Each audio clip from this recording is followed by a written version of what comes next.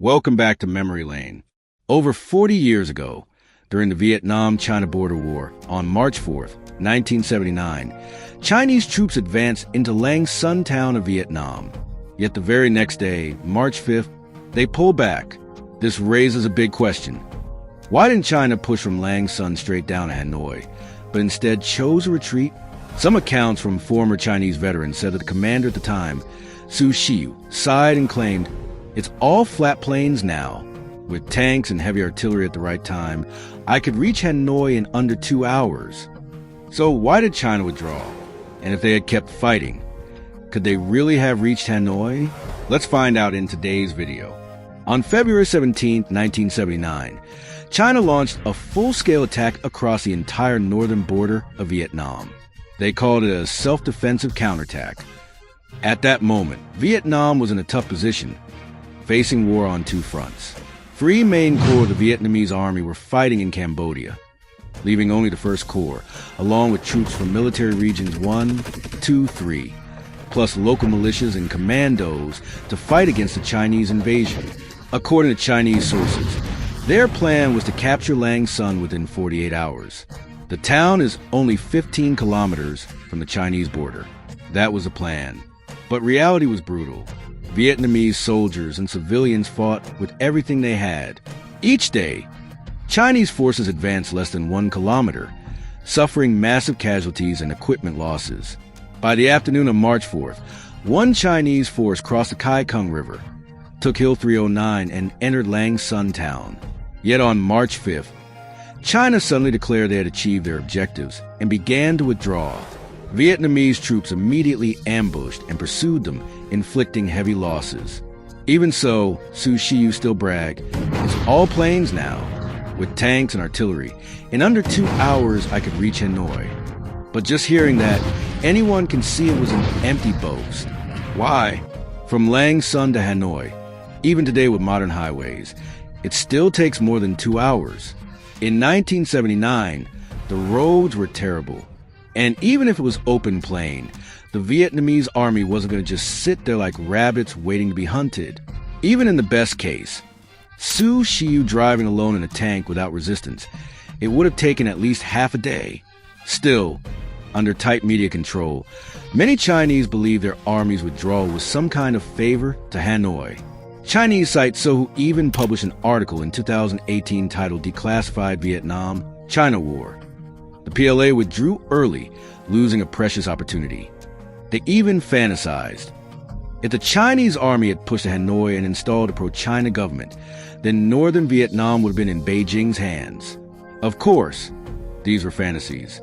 What it shows is that for thousands of years, China has never given up its ambition to dominate Vietnam. What if they had continued south? Let's suppose China had not withdrawn after taking Lạng Sơn. Could they have pushed to Hanoi? Looking at the facts, the answer is clear: impossible. The reasons come from the battlefield realities and China's weaknesses at the time. 1. Artillery failures. Chinese artillery fired huge numbers of shells, more in one day than in the previous 20 years. But the quality was poor. Many shells were duds, some misfired. Supply lines were overloaded, short of vehicles, relying on peasants to carry loads. This crippled combat effectiveness. 2. Tanks neutralized. China sent 550 tanks into Vietnam. But Vietnam knew their strengths and weaknesses. These were Type 59 tanks, the same model China had once given Vietnam. In just the first 4 days, nearly 500 were destroyed or disabled. 3. Vietnamese combat experience. Vietnamese forces had just finished decades of war against France and the U.S. They were battle-hardened, equipped with captured American weapons, plus Soviet and Chinese arms. Even local militia were often demobilized veterans with real battlefield experience. Vietnamese infantry had AK-47s, while many Chinese troops still carried outdated SKS rifles. Vietnamese artillery was more accurate and effective. In one battle at Cao Chia Pass, only 2 Vietnamese battalions held off waves of attacks.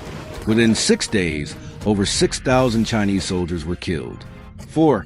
Air power gap. Vietnam's Air Force had MiG-21s from the Soviet Union and captured U.S. aircraft like F-5s and A-37s. China's Air Force relied on the J-6, an outdated MiG-19 copy. That's one reason China didn't dare use much air power. 5. Outdated tactics. China's tactics in 1979 were almost the same as during the Korean War in the 1950s. Human wave assaults. This caused horrific losses. Units often fell into chaos if commanders were killed, since soldiers weren't trained to follow new leaders. Political realities. Beyond military limits, politics also forced China's hand. Soviet Union factor. China knew the USSR might intervene to defend Vietnam, so they limited the war to 15 days. By March 5th, as Soviet aid and advisors began arriving in Vietnam, China quickly announced withdrawal. U.S. relations. Deng Xiaoping had just opened ties with the U.S. He needed stability to pursue reforms, attract capital, and rebuild China after the disasters of the Great Leap Forward and Cultural Revolution.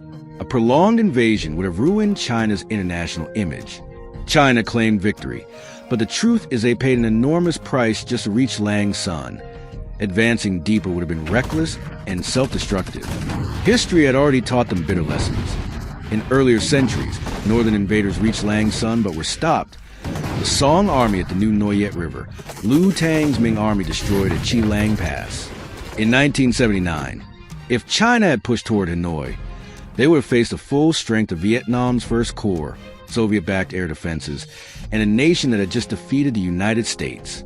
The outcome could only have been disaster. That is why, in the end, China had no choice but to withdraw.